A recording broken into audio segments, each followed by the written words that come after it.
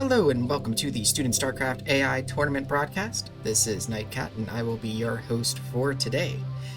Last time we watched the winners bracket and we saw Chris Coax, Ironbot, Beta Star, and Crazy OP drop down into the losers bracket, which is what we are going to be watching today, the losers round 2. So the winners of this round are actually going to be playing each other in round 3, and then it's round 4 where we will see the next contestants that drop down from the winners bracket into the losers bracket. I think we've got some exciting games in store for us today, so let's go ahead and just get right into it. Our first series today is going to be Chris Coax spawning at, in game 1 is going to be Chris Coax as the red Zerg, up at the top left of Andromeda, and they will be taking on Xiaoyi Cog 2019, spawning as the teal Terran up at the top right. As we know, Chris Coax mostly goes for this 4-pool style of play, and it looks like that is indeed what it will be opening with here. So we'll see if Xiaoyi, like the previous Terran that we saw Chris Coax go up against, has some defenses for this 4-pool play, or will this be a quick 2-0 series? Looks like Chris Coax is going to be scouting in the wrong direction, so this might buy Xiaoyi some time, but the Overlord is going in the proper direction, and I apologize, I seem to have like a little bit of a cough. Like the past day or two, which sometimes happens as weather is changing and such, so I apologize if I have to silence or clear my throat, or if a cough comes through on the mic. I want to apologize for that in advance. So unfortunately, with the late scout, finds the 4-pool now, but pulls a sufficient number of SCVs to very quickly kill all the Zerglings, trying to keep the Marine alive, almost does, but still gets the Zerglings in the end. I think at this point it needs to stop pulling, or get a Marine in the bunker and stop pulling workers, right? Like, get a Marine in there, and then just pull workers to repair the bunker if you need to, assuming that Chris Coax focuses on that. It is doing a good job of keeping workers alive, though. Oh, it does. I mean, it does lose one, as I said, of course, Caster's Curse. But I love that Xiaoyi got this bunker in response to this 4-pool rush that is happening. Looks like Xiaoyi is planning on going with the mech route, so there is a factory started up here. And then what we'll probably see happen is some vultures come out. Vultures will keep the Zerglings at bay. Because, I mean, they can pretty much dodge... What's this Marine doing? That was kind of interesting. Because it didn't even attack, it just kept walking forward.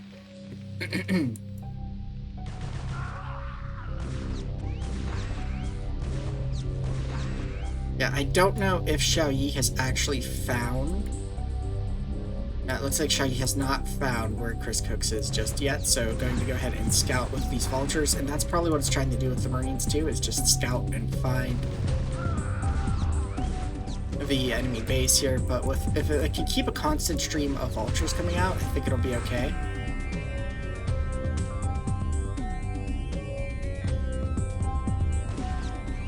Yeah, the timing of the vultures with the lings, it's like there's a new vulture every 2 rounds of lings that show up, which is kind of interesting. But now we've got them going into the right base.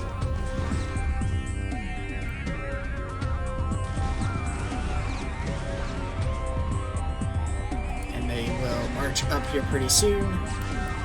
There's the sunken, but there are enough vultures, I think, to slowly work around this. They have found some space where they can work outside of the sunken range, but they're just diving in anyway because there's only one drone to kill, and now really it's just a matter of getting enough troops over there to clean things up. And actually, ooh, I really like this. It moved the...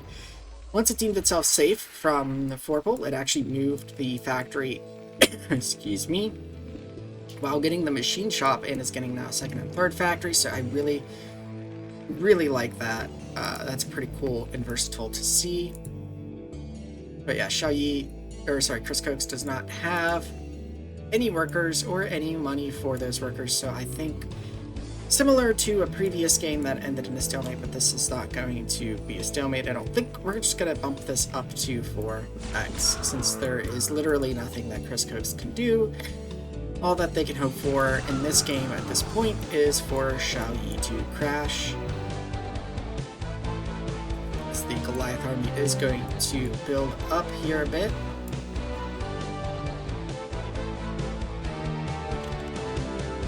Let's see, we've got 10 Goliaths at the moment.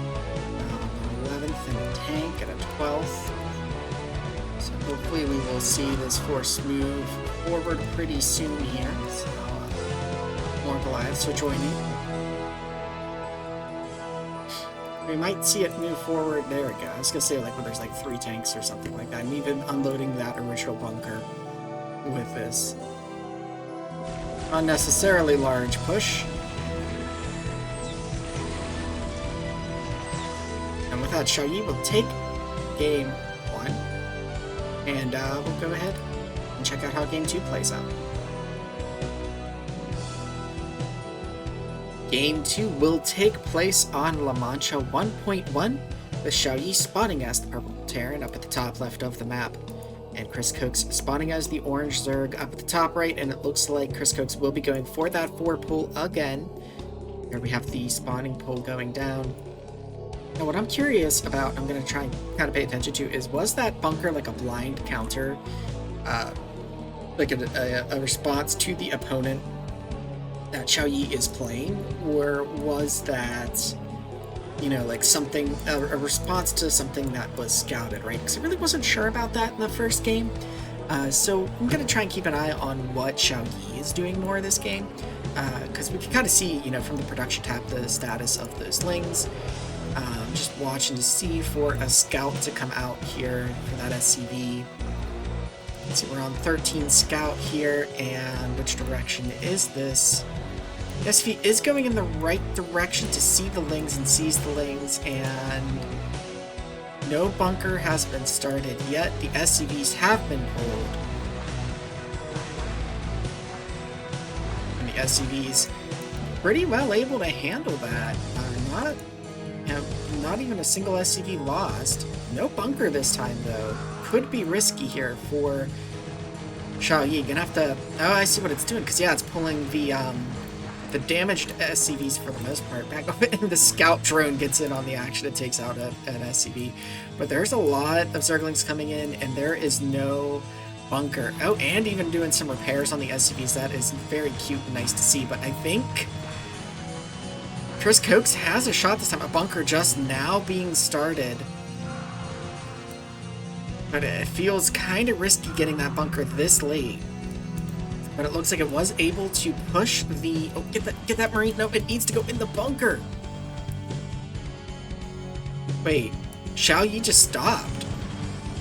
I think Xiaoyi might have crashed, actually. Interesting for Xiaoyi to just stop flat out like that. I think it might have crashed, so Chris Coax is going to take this. It's pretty interesting to see that happen, yet like the way that all of those SCVs just stopped, unless they just were, yeah, and like APM might have even, I'm going to rewind a little bit because I want to see that moment again if APM just drops to 0. But Chris Coax will tie the series up 1-1. You see, because yeah, everything's mining, everything's doing stuff, and then... Oh no, okay, I think it just... I don't know, yeah, okay, so it didn't crash. It's just, like, spamming orders. I don't know what it was spamming there, but it just, like, froze up all of its workers and stopped producing anything, and just, yeah, that was the end, so... very nicely played there by Chris Coax, and, we're getting ourselves a game 3 here. And so, the deciding game between these two will take place on Icarus 1.0. We have Xiaoyi spawning as the purple Protoss up at the top of the map. And Chris Coax spawning as the red Zerg over on the left side. Now, this is an interesting pool position, given the ramp is up here. suspicious of where, you know, it's going to plop its creep colony. Though I don't really think that will matter all that much in this particular game, just because if Xiaoyi is able to hold the 4-pull, then it's just going to come with a strong enough force to wipe Chris Coax out, right? So it's all going to come down to, will Xiaoyi be able to hold this 4-pull? It looks like the bottom base was checked first and found to be empty, and now Xiaoyi's base is about to be checked. Xiaoyi sending out that scout. Misses the Zerglings, the drone trying to run away here. Bunker is being built though. I don't get what like the Marine is doing, like running over toward the natural, it looks like. Really needs to get a Marine being made. Doesn't have any Marines right now, I don't think. Because it pulled every worker to deal with those Zerglings, so it just didn't have the money. But now Xiaoyi getting at... Oh, when's that Marine gonna pop? It needs to go into that bunker. No, go in the bunker. There you go. He needs to keep that Marine alive, keep that bunker alive, keep your workers alive. Like, I think Xiaoyi has handled this a lot better than... Oh, I see. That was that building explosion. It actually canceled a depot in order to get the bunker faster. Okay. Xiao loses a Marine there, but there's still one Marine in the bunker. Loses a worker, so now it's kind of just like a who is going to be able to keep up more. The factory is coming down, so I think once the first 75 minerals are spent for Xiaoyi here on that vulture, things are going to essentially turn in its favor, and there is the vulture being created. More lings are going to be on the way, but the vultures will be able to pretty much handle the Zerglings without really getting hit. They do have to take this funky path through the workers out, though. Yeah, and they are going to go to the wrong base, though, initially, because, again, that scout did not get to make it to find where Chris Coax is at, but some of the outgoing vultures will catch some of these inbound Zerglings, and there's also Marines in the bunker anyway, so looks like the top right base has been, or the right base has been scouted, the bottom base is now being scouted, found to be empty, and so now the left base will be scouted. And yeah, this is looking like it's going to turn out more in the favor of Game 1, so how Xiaoyi handles that 4-pull seems to really depend on, can it get the bunker down in time? Can it get Marines into the bunker? And how many workers does it lose to that initial rush here? Now, if all of these units just attack the sunken, that poor drone didn't even like get to finish being made to where it got a corpse when it was destroyed by the vultures there. But yeah, it looks like Xiaoyi. Again, we're in the situation where Chris Coax does not have the minerals to make a worker, has no workers. Unless Xiaoyi is going to crash, this game will be over. So I'm going to go ahead and speed this up to 4 times here, because Xiaoyi is just going to have to go through the motions of getting the army that it wants to push with, and then it will push and clear the base. Again, assuming that it does not crash or anything, which I don't believe this AI has any sort of history of crashing.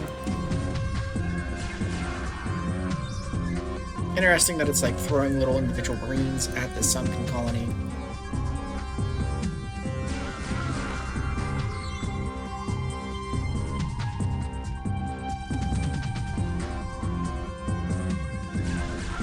Even with 2 medics there, not gonna quite cut it.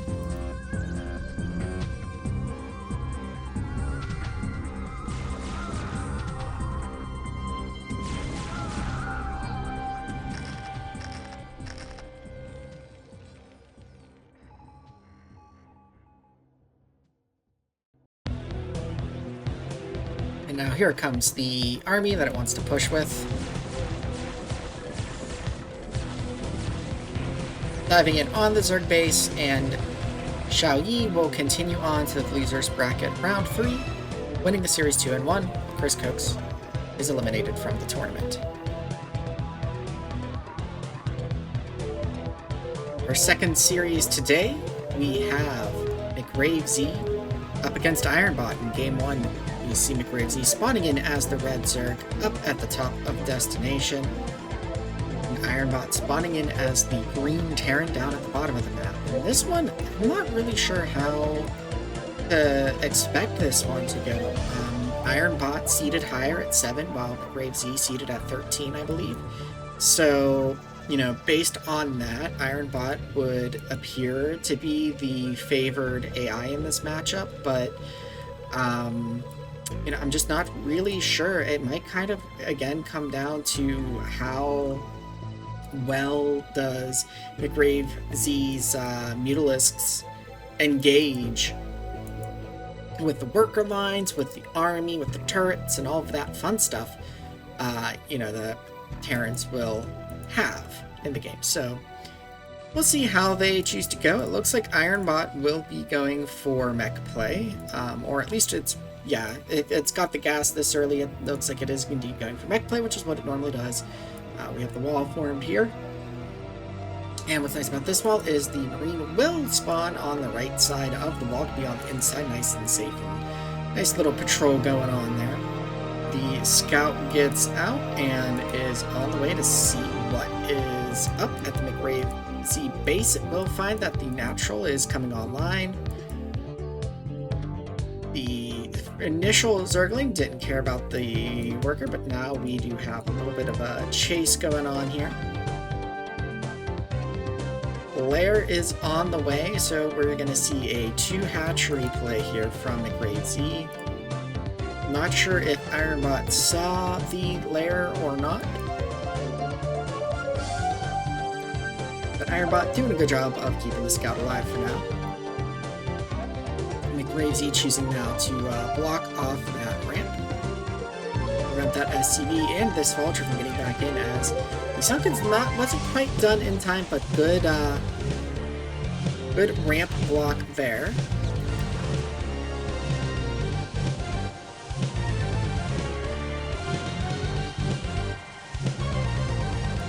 And I'm trying to remember, I think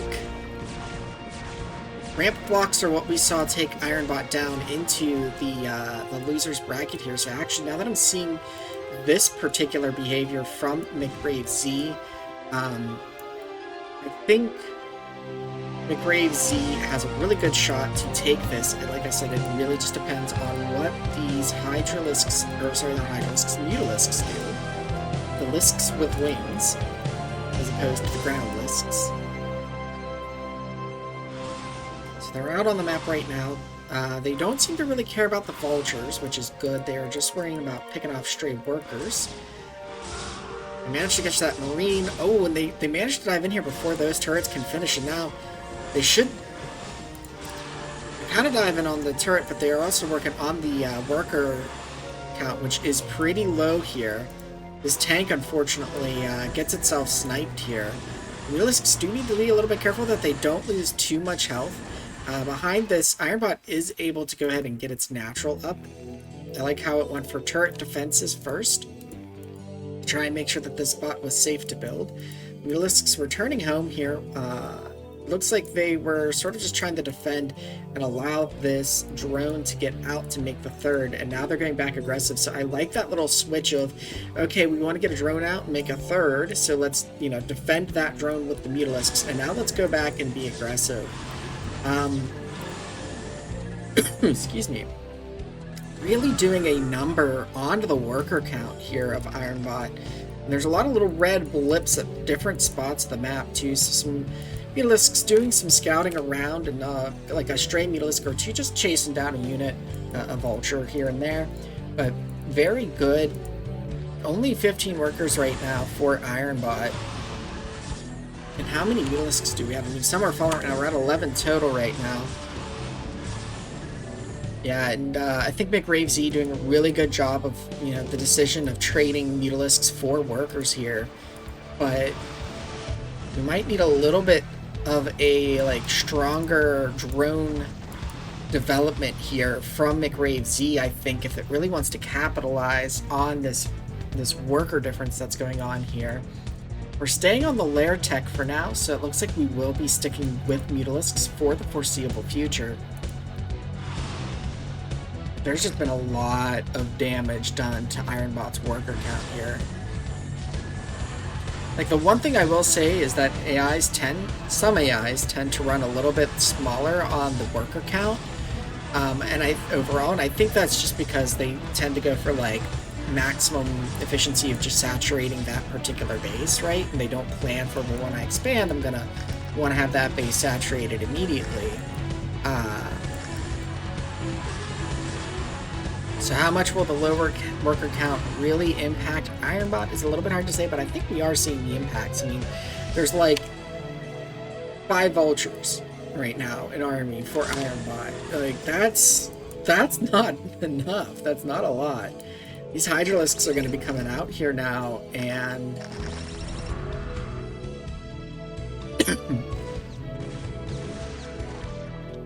excuse me for my cough again. But yeah, there's just not going to be really anything that can like stop this. There's no tanks. There's no nothing to counter these Hydralisks. Starport's being thrown down now.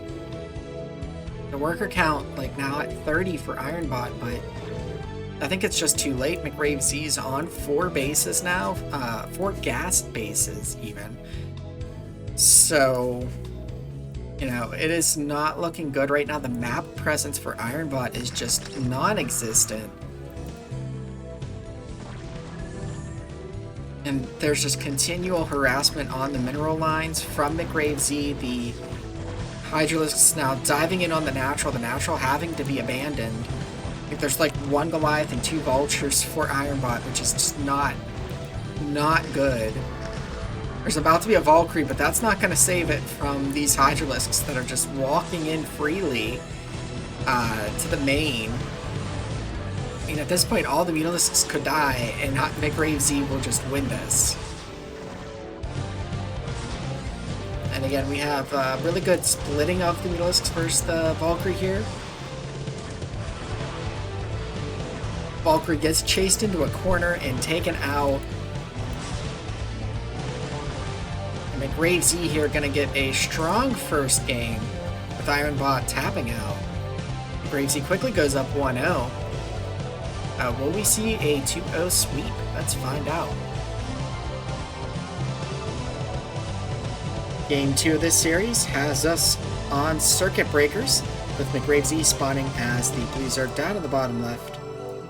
And up in the top right, we have the purple Terran Ironbot. And now that I've had a little bit of time to think about it, with that first game taking place, when I was saying that I wasn't sure how this was going to, you know, resolve between these two, I feel after that first game pretty confident to say Mcrave Z, because I remember now it was Monster that knocked Ironbot down, and it was very similar play where it was block the ramp for run by and then use Mutalisks to take out the opponent. So I suspect that we're going to see more of that in this game too, but there's always room for something different to happen, right? There's always room for, like, example, maybe the Mutalisks aren't as effective, or maybe a run by happens to get by just in time or something like that. So we will see how this pans out. We have the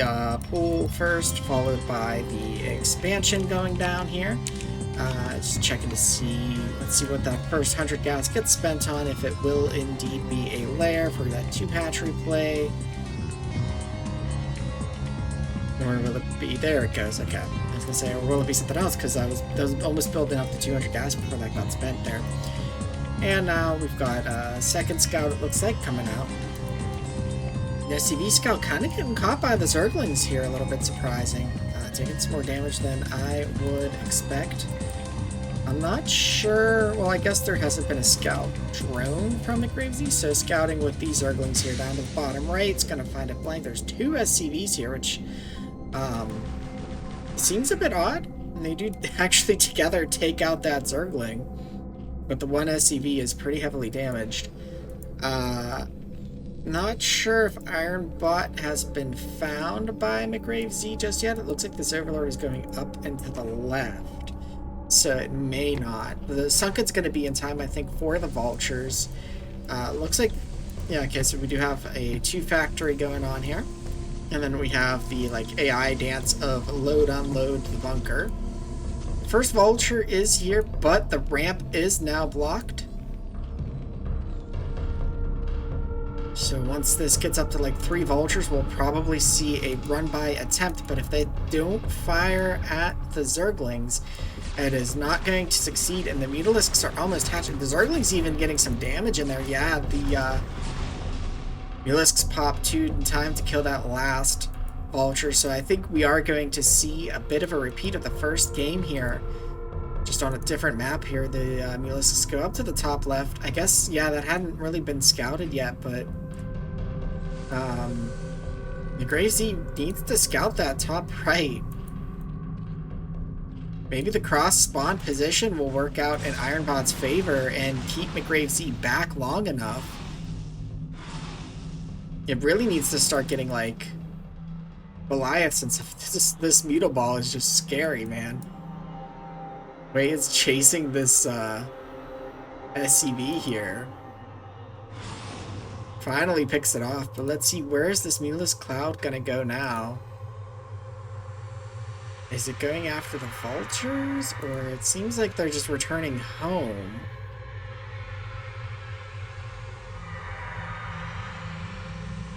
I'm not sure.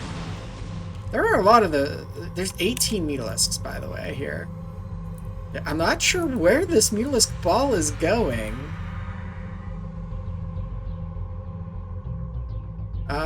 Okay, now it's going to the top right. See, I think Mcrave Z just had not found, but there's so many, like, yeah, they can two-shot these turrets. Just about. There's no Goliaths on the field for Ironbot. Like, this is just... This is death incarnate right here, my friends. This is, you see this and you're just, you don't even go, where is the air support? You just go, oh, I've made my peace. I thought maybe this was going to be a problem, that these Mutalisks took so long to find Ironbot, but no, these Mutalisks, they fear no turret. They are just going to absolutely crush and destroy. Just dang, man, like...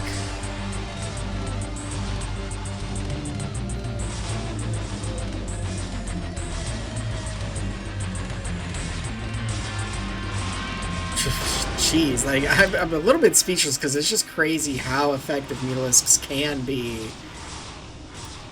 We have some stray Mutalisks chasing the stray Vultures that are out there, but no workers left for Ironbot now. No money to make workers. It's just glaive worms bouncing on buildings at this point, really. Like, if we look at the count, so 22 Mutalisks overall, and I mean, it might not be all of them here, but I think it might be all of them here now. Just, it's a thing of beauty, let me tell you. And I'm a Terran player, and also that's just scary, beautiful, like... Meanwhile, back home, looks like, okay, Evolution Chamber is being started, Hydralisk Den, so it looks like there is a transition into more sort of like macros-oriented play here. From the two hatchery, was the third hatchery put down in the main. I'm actually kind of surprised that Ironbot hasn't, like, given a good game here like it has in the past, but maybe it needs all of the command centers to be destroyed for that to happen. But wow, yeah, Mcrave Z is going to proceed to the losers bracket round 3 in very impressive form here. 29 Mutalisks. That is just some scary, you wish you had a radiate and the AI didn't have like perfect pulling out the Mutalisk micro. Yeah, very well played by Mcrave Z there.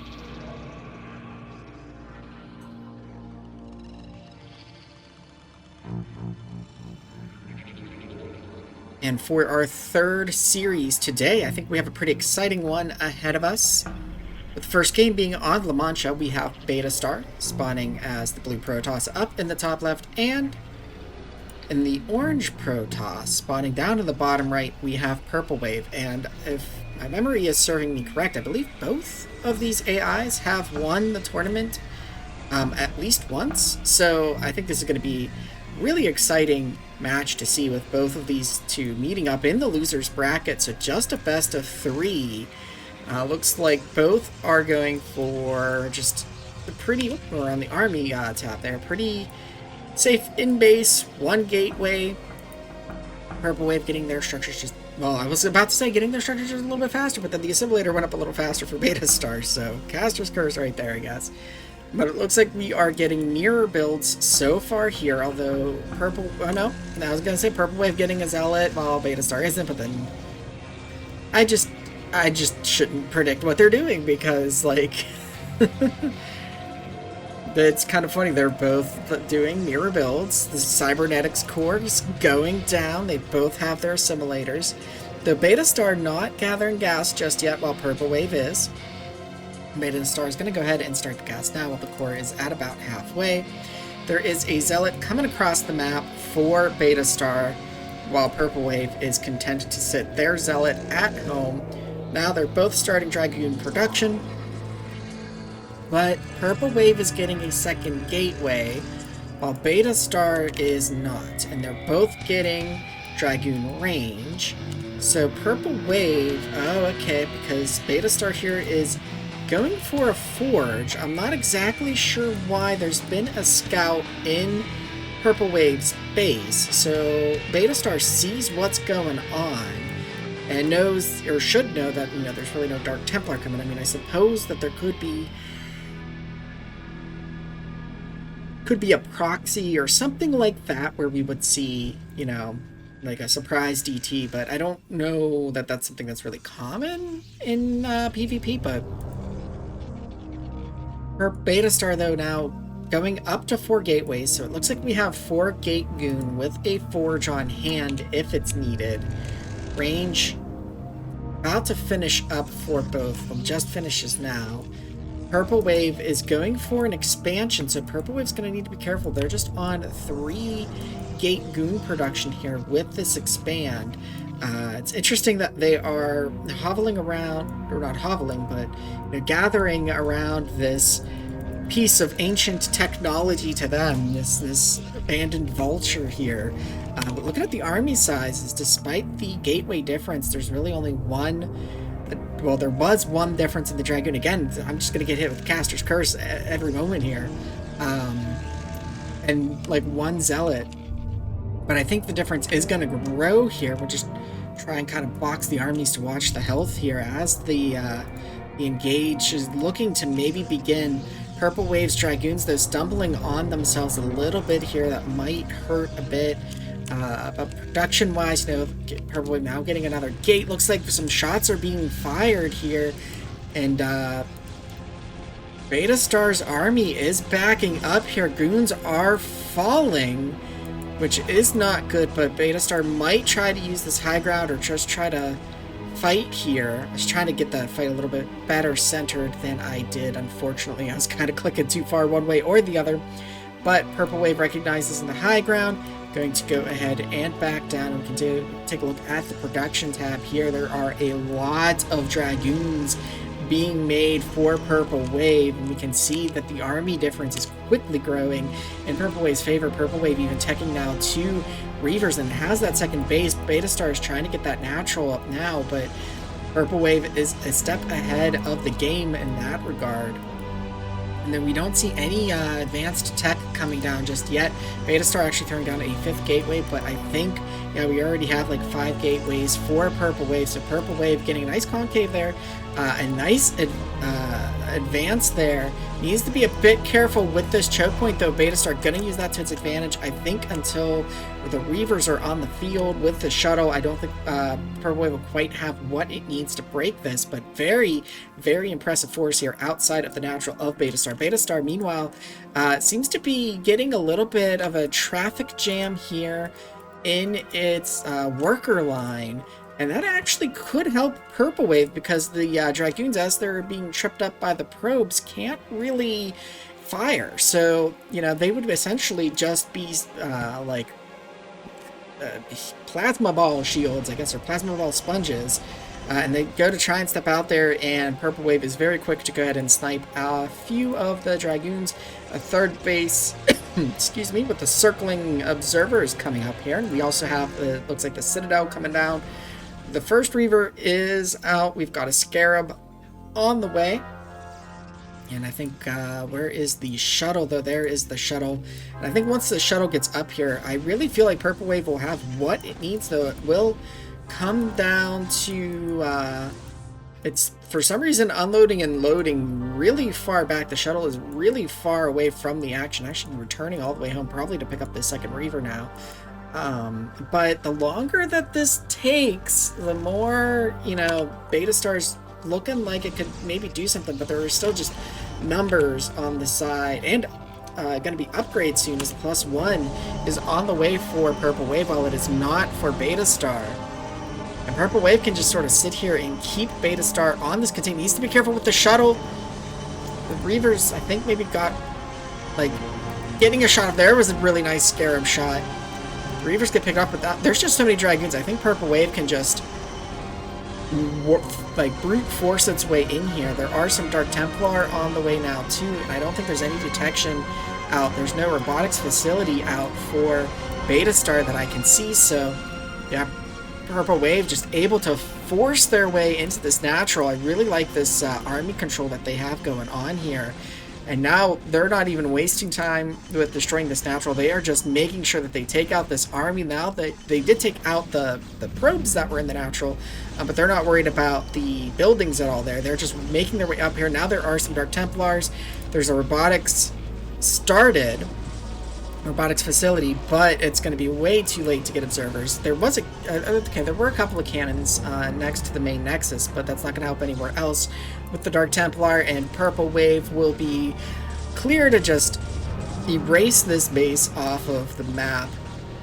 Excellent goon control there by Purple Wave. Very nicely executed build order, using the defender's advantage to make sure that while they were one gate down and taking that expansion, that they would be A-okay to do that, and then sticking with the contain until they had the force to just brute force their way in to that natural. Just beautiful play there from Purple Wave. Is going to go up with a quick 1-0 in the series, and will look to secure their spot in the next round with the next game.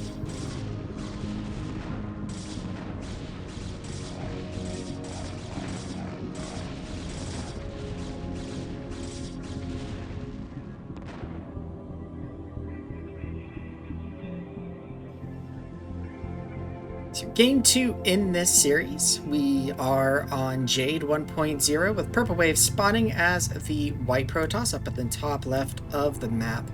And down in the bottom left, so not cross spawn this time, we have Beta Star as the yellow Protoss. Jade is one of the maps that has a reverse main, where the main is on the low ground and the natural is on the high ground. So we'll see if that comes into play at all with the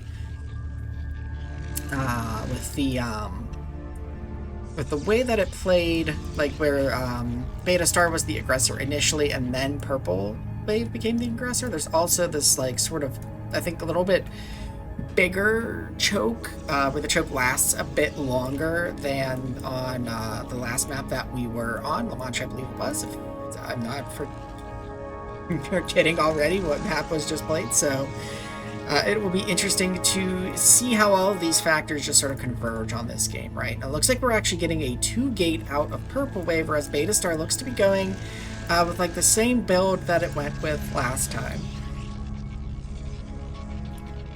where it gets the 1-gate and then the core. Purple Wave not even taking the gas yet, so I'm expecting that these zealots are just going to ignore this scouting probe and just go straight toward Beta Star's base. Now, Beta Star has the first zealot that it made, and its first goon is on the way already. There also a second zealot out, so they have the same number of zealots. Core getting started here now for Purple Wave. This is looking like it's going to be a little bit better situation for Beta Star here, having the Dragoon out faster in the same number of zealots. Purple Wave, though, continuing to produce zealots, has 4 out on the field here, so it's not the same anymore. And actually being forced to retreat, there's actually a 5th zealot here now. So Purple Wave looking to get into base here. Gonna take out these zealots, but these Dragoons can pretty much kite these zealots like all day. So the zealots instead now deciding to dive in on the workers of Beta Star, and these zealots can tank a few hits. So they're able to get some kills there. Beta Star only at 15 workers here. And another zealot gets in there, tries to take out another probe, but it doesn't quite work out. But Beta Star now on 3 gateways, and Purple Wave on 3 gateways as well. So they've got equal goon production here, so it's really going to come down to how these fights get taken. Purple Wave retreating all the way back to their choke just about, or some high ground at least, before re-engaging here. So it's really, it's just kind of coming down to control and positioning here, and we'll see how this plays out. Purple Wave taking some shots here on that lead goon. A nice little concave for a moment there from Beta Star, but Beta Star just being forced to retreat. A 4th gateway on the way, along with the natural for Purple Wave, but Beta Star's also getting their natural still just on 4 gateways as well. Purple Wave looking like they're pushing Beta Star back again here. Looks like they're going to get them pushed back like all the way just about to the natural here, but then the defender's advantage starts to kick in, the numbers start to grow, but Dragoons being picked off here from both sides. I think that was one from Purple Wave and one from Beta Star. Purple Wave retreating on the high ground, Beta Star retreating on the, or advancing on the low ground. Purple Wave gonna use that high ground to its advantage and then get some shots off on the retreating party, and then gonna go ahead and just sort of group back up at its natural here, while Beta Star is gonna group up on the low ground. So both AIs getting their naturals up and running. Purple Wave ahead in the worker count at 38, but it looks like it stopped worker production for now, whereas Beta Star is keeping up the worker production and thus is catching up.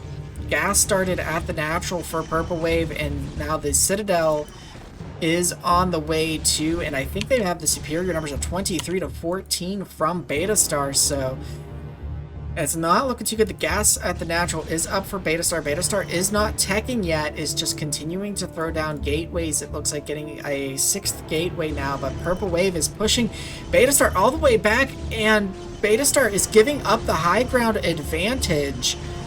So they have the defender's advantage, but they do not have advantage in numbers right now, and Purple Wave is just swarming this natural with that high ground advantage. I don't think this is going to work out for Beta Star, although that is a tough ramp to push down. A lot of Dragoons from Purple Wave are being lost here, but Dark Templar are on the way. Cannons being built by Beta Star. Oh, I don't know, though. That's a lot of Dragoons being thrown away by Purple Wave. Even with the high ground advantage, just not as many can actually fire down, and so this push to try and get into the natural maybe not going to work out for Purple Wave. Now a couple of zealots actually getting in. I think if they have leg speed just about to finish, so but here come the Dark Templar now, and there's no mobile detection, there's just the cannons, so these Dark Templar can do a lot of damage, and actually there's no production now. While all that was happening, I didn't even comment on the fact that probes kept coming into the mix and being thrown away. I think they were just trying to get up into the natural. So in leaving this natural nexus alive, so many workers died for Beta Star that it just cannot keep production up. And so Purple Wave is going to advance, take out Beta Star 2-0. Just an impressive showing from Purple Wave, and impressive just tactical play as well. Like retreating, turning around when it's got the high ground. Like, the only thing that you could maybe argue that was not the best tactical play was trying to push down this ramp, but just overall, like, wow, just impressive play there from Purple Wave, I think. Going 2-0 against Beta Star, and Beta Star is no slouch to go 2-0 against. Congratulations to Purple Wave, moving on to round 3 of the losers bracket.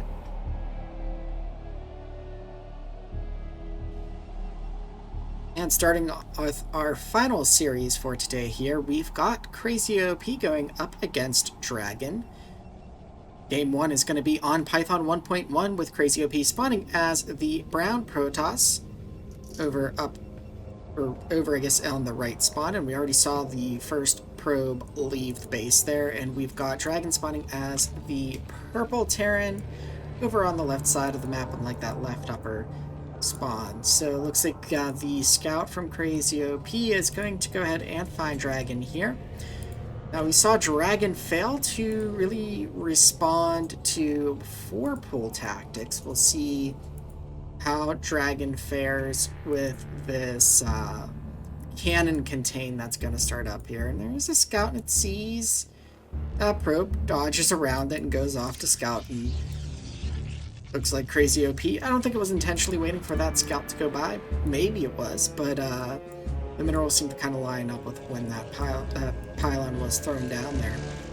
I feel like Dragon has a pretty decent chance if it responds appropriately here, since it is going to most likely go mech, which would mean that it should maybe have. Although it's looking like it's going to do a gasless expand, actually. So maybe it won't respond well to this. The command center is going down. The Marine falls to a cannon there. We've got nothing but cannons being made at the moment. It really needs like a more forward pylon, I think.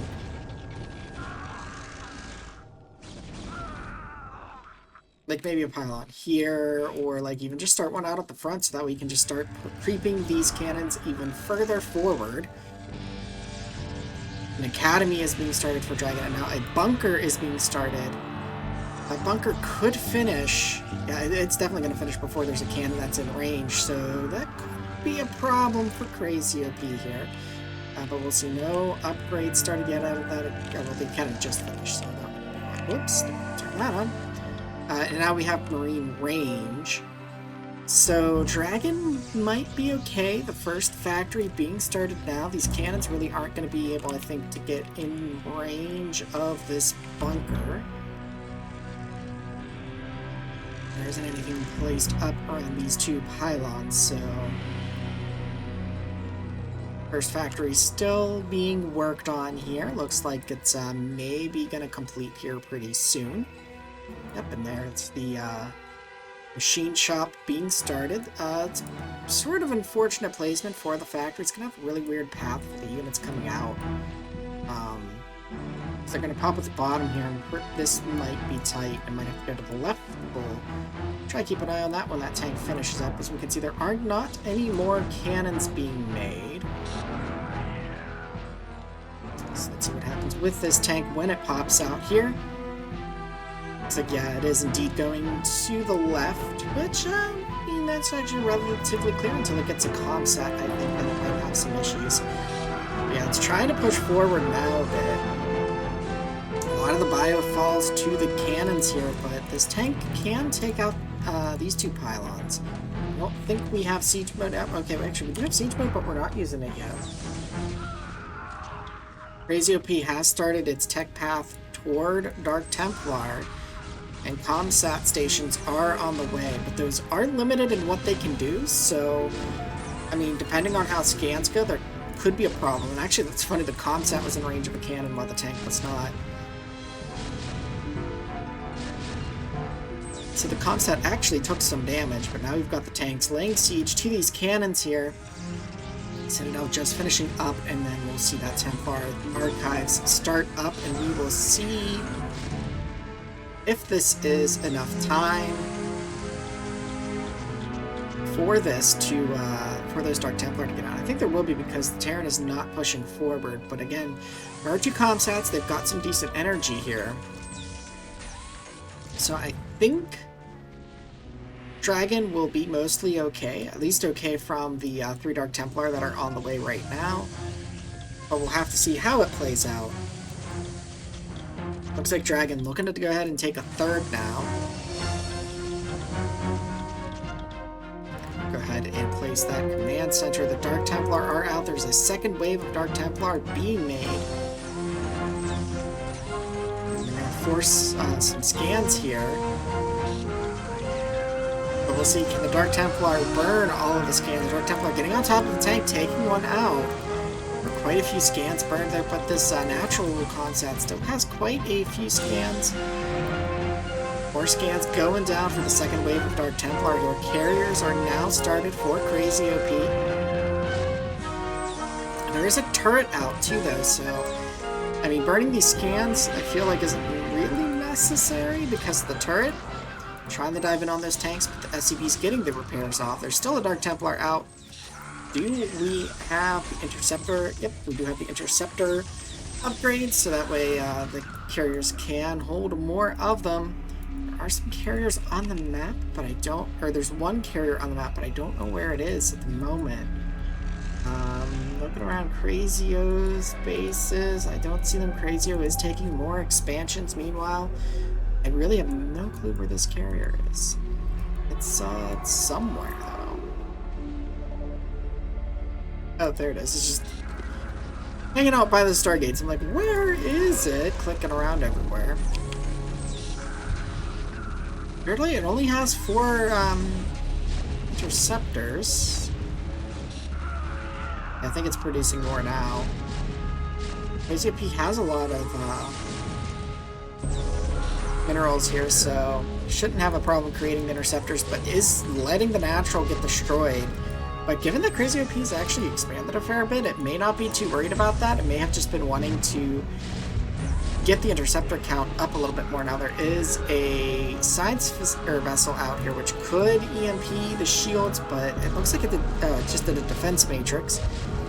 Crazy OP picking off some of those Marines. Now there are some turrets placed at the opening of the National Reserve. Quite a few turrets. I think that was in response to these carriers showing themselves. As long as they don't lose too many interceptors here, we can see they killed off a good number of the tanks. There now being only 6 tanks out on the field. But there was, it looks like, maybe a drop over on the left side here, so this second natural base is maybe going to fall. Meanwhile, a 4th base being taken by Drag, or 5th base rather, sorry. This mineral only got taken during this push, so Crazy OP's up and now a lockdown against the carriers. I'm thinking Crazy OP just is not able to keep the interceptors up. Or no, there's 25 interceptors, but it's like being really weird with when it's choosing to engage and not engage.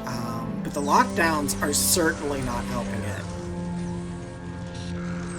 So that could be part of the problem. Another base falls. This the Nexus has fallen on this base here.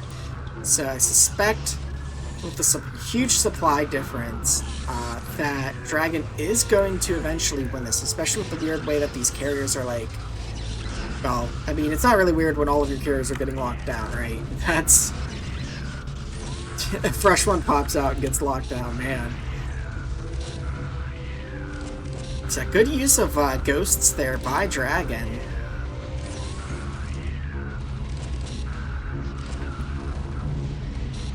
And I think Dragon is going to take this game 1 here. I definitely think there are some opportunities for Crazio to take a game or 2 off of Dragon. Things can line up just right timing-wise for it, so I wouldn't write Crazy OP out of the tournament just yet. I will have to, you know, see how it goes in game 2 for it.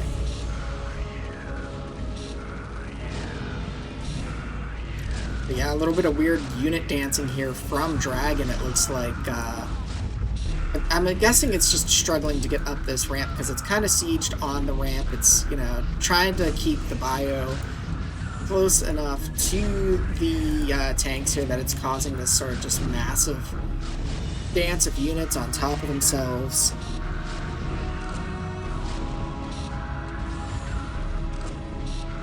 A lot of stim pack usage going on here. Yeah, funny story, I used to think so when the Marines and Fire Bats used the stim packs. I used to think they would say this is tough. No, that's not what they're saying. They're saying that's the stuff. I also never heard the Fire Bat complete or ready voice line properly either, where they're saying need a light. I always thought they said like, you know I ain't or something weird. But with that, game 1 is going to conclude. Dragon will go up 1-0. With this being a best of 3, let's see if Crazy OP can fight to stay in this tournament, taking it to set to game 3, or will it be eliminated in game 2? Game 2 of this series is going to be taking place on Andromeda 1.0 with Dragon spawning as the orange Terran up at the top left, Crazy OP spawning as the blue Protoss down at the bottom left. Crazy OP fighting to stay in this tournament. Dragon looking to move on to the losers bracket round 3. I think there was a scout already out on the map for Crazy OP, but oh, okay, so it did already confirm where Dragon is. I think that Cannon Rush would have been like a lot more powerful from Crazy OP had it been done a bit closer to the natural, so that it could actually threaten like that command center and such, as opposed to trying to be like outside of the natural. So I was hoping that it would go a little bit closer in, but it looks like it is indeed going to be pretty far back. Although this map is a bit strange for this sort of play, right? Because you've got this whole narrow section here that's basically like asking to have somebody use the high ground against you to defend against like some type of cannon rush behavior like this, right? And so maybe being further out is a better choice on this particular map. Or, you know, Terran gets a tank siege out of cannon range up on the high ground, like, cannon's just going to be dead, right? There's just so much more space where that sort of thing can happen since the natural is sort of, like, enveloped. Granted, part of the envelope there, you need to destroy at least one of these power stations to get to. If you don't have dropships, which I mean, like an early rush thing like this, you're not going to. But it actually looks like Crazy-O is going for faster tech this time. And that I think might be the move that it needs to do. If it can get those Dark Templar out a lot faster, Dragon was a little slow to get that detection. And, you know, that could allow Crazy OP to get in there with those DTs and do some damage. Maybe even taking the game, so we'll see. The Citadel is started now for Crazy OP. Because, yeah, it's like teching. It doesn't even have its natural. It's just doing this off of one base. And Dragon, I think, has realized that the cannons are there, but knows that the cannons are not in its face. There's no worker around, so it seems to have a little bit of a muted response to those, which I think is appropriate here. Second barracks coming down and tanks, so we will probably see that like sort of mech biomix that it was doing. The Templar Archives is about to finish. The thing is, there's only one gateway right now. Crazy OP has a lot of money floating. I feel like could have gone into like a second gateway, and that right now there could have been 2 Dark Templars being made, right? But I mean, if Dragon doesn't get detection and Crazy OP can stop any like engineering bay from being made, this could be Crazy OP's game. The first Dark Templar is out on the map. Yeah, it's like got thrown off because it went down instead of I don't know where it's going. Crazy OP is not going to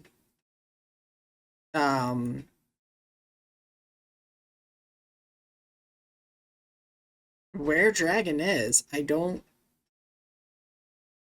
get why it's all the way over here.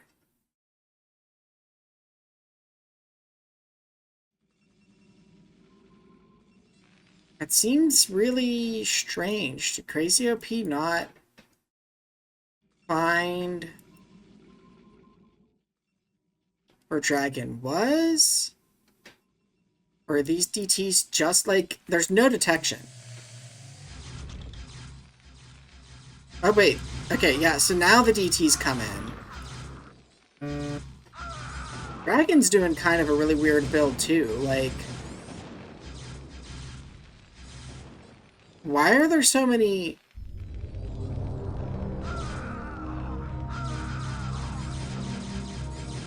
This game is just weird all the way around. I don't know why there are no supply depots for Dragon. I've just noticed it's all barracks.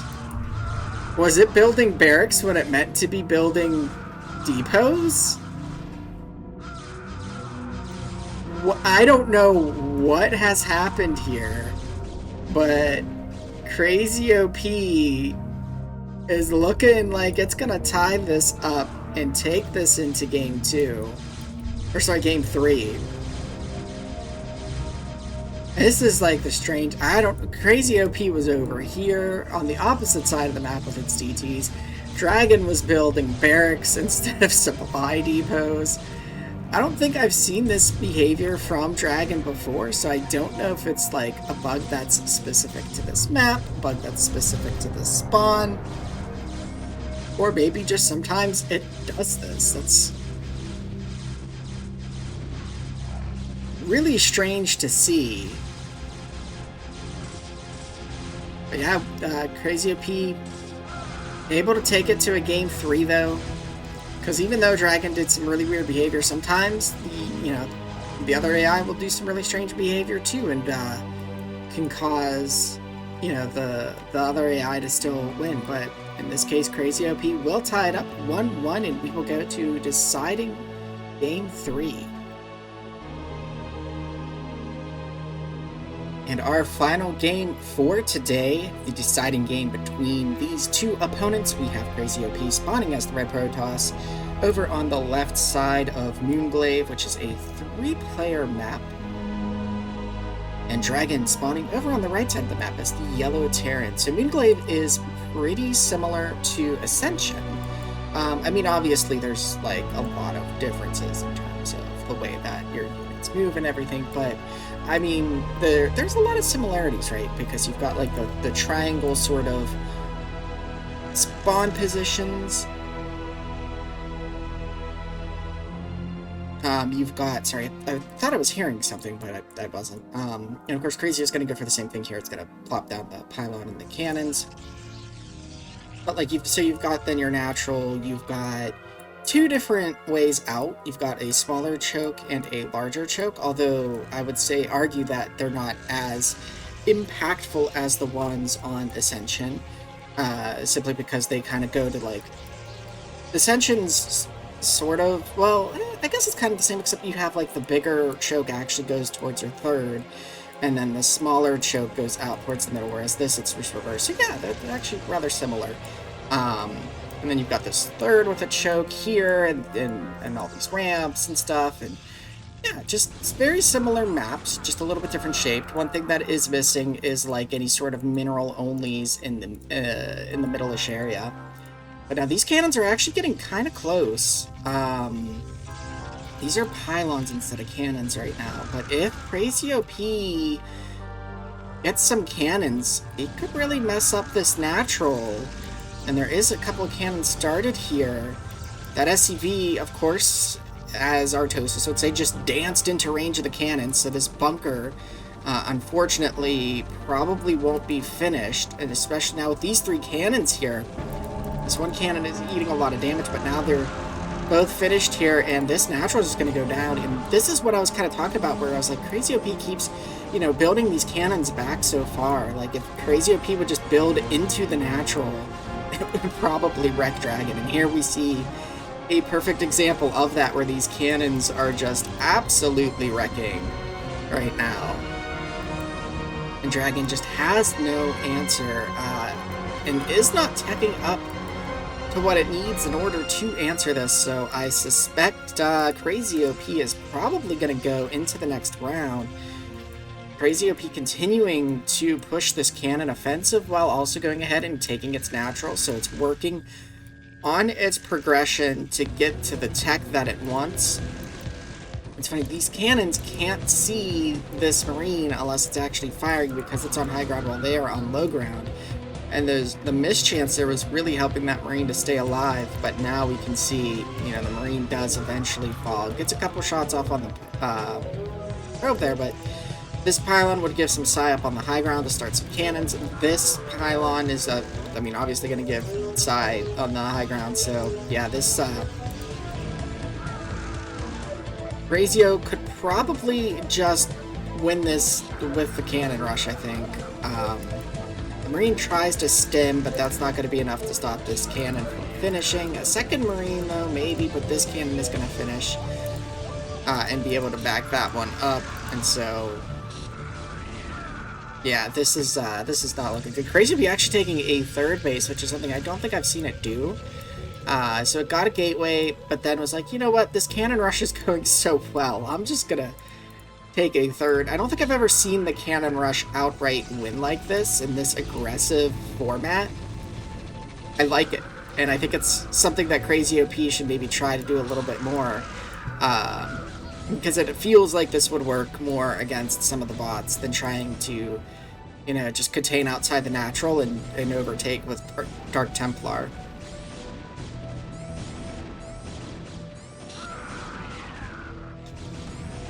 Tanks are finally out, but let's see if siege mode is almost done with the tank and just engaging in the cannon's range with no repair happening. Dragon using up the last of its gas, which is not a good thing. It's only got 200 gas left. The command center is being fired upon by one of the cannons.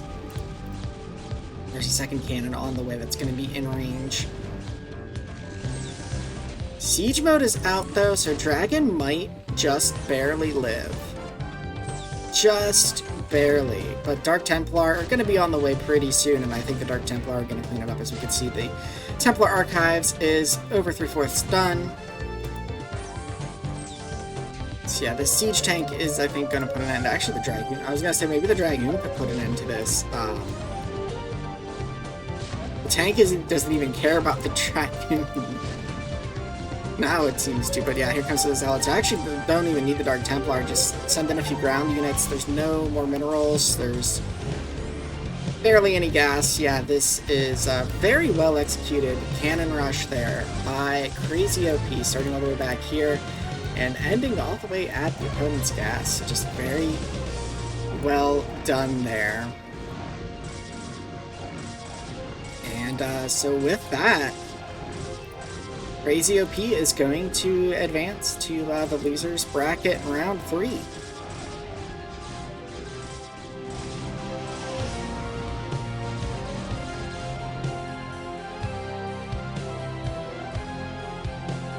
And so that brings the losers bracket round 2 to a conclusion. We had some pretty exciting series there.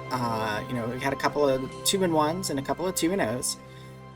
So looking at round 3 here in the losers bracket, we're going to have Xiaoyi go up against Mcrave Z, and Purple Wave go up against Crazy OP. So we've got one Terran, one Zerg, and a couple of Protosses down here in the losers bracket fighting in round 3 to go ahead and try and get into round 4.